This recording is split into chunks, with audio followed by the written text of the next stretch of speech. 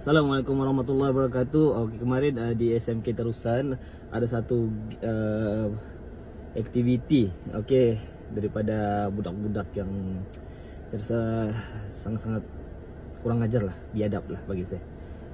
Anak buah saya yang bersekolah di SMK Sepagaya telah dibelasah selepas program di SMK Terusan, telah dibelasah oleh sekumpulan orang-orang luar ni yang lepasan-lepasan sekolah ni.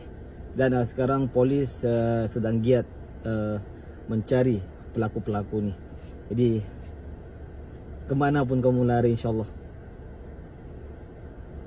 kamu akan dicari. Tunggu dan lihat. Berani mengkeroyok ramai-ramai, memang itu budaya kamu, itu budaya kamu.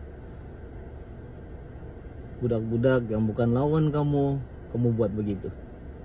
Bagi saya sangat biadab. Anak buah saya sampai patah gigi, lebam mata kamu kerjakan.